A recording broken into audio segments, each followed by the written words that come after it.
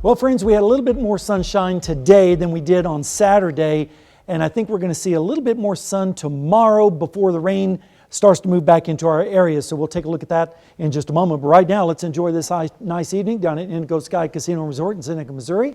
No rain tonight, but that's going to be changing. Like I said, over the next couple of days, we have a big storm system that's going to be moving into our area. Highs this afternoon were generally in the upper 40s across our area, even some 50s showing up in Seneca and Grove, 51 in Afton today, although it stayed in the lower 40s up in Yates Center with 41 and also Stockton with 41 degrees this afternoon. 50 was what we topped out here in Joplin. 49 is the normal, so we were just barely above normal on that. We were way above normal on the lows, though, of 42 over 29, and the records are 74 and 5 back in 1962. Radar is all clear right now, but as I mentioned, over the next couple of days, we're going to see that change.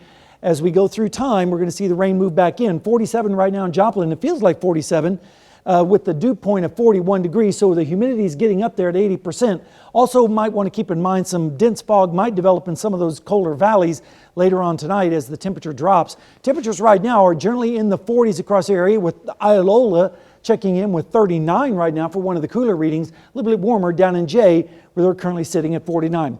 And the whole area on a whole is about a little bit above where we were last night at this time, generally around 5 to 10 degrees warmer now than it was yesterday, a little bit cooler off towards the east. So the warm air is starting to return back into our area, and that's ahead of a storm system that is now centered over California. But as we go through time, watch what happens. This kind of digs itself into the central plains, and as it kicks out into the plains, it's going to become a big storm system, and that's going to spread quite a bit of rain across our area. And then the low just kind of sits over Nebraska, funneling in some colder air from the north just in time to meet up with the next storm system that's still going to be out in the Pacific Ocean. So we have several chances of precipitation in the forecast. Now on Tuesday, with the severe weather, it's going to mainly be down in northern Louisiana, southern Arkansas, maybe a strong storm or two here, but I think the threat is really going to be down to the south. The heaviest or the strongest possibility of any severe weather would be some heavy rain, but as I mentioned earlier, we've been kind of in a drought, so that's going to help out just a little bit. Over the next 36 hours, you can see the rain chances really increasing, and by 9 a.m. on Tuesday, we're looking at about 100% chance of rainfall. And across the region, we're expecting generally above a half an inch of rain. Some areas could approach about an inch or so if you're in one of those lucky spots. And southeastern Kansas is the worst of the drought right now, so they certainly could use an inch of rainfall from the next storm system. So tonight, we're going to see most of the cloudy skies with lows in the 40s across our area with southeasterly winds. And then as we go through time, tomorrow, the clouds will still be with us, with highs generally in the lower 50s across our area. But notice as we go through Monday night, showers and storms start to develop across our area ahead of that next storm system. And then by Tuesday morning, lows will be generally in the 50s around 7 o'clock with southeasterly winds.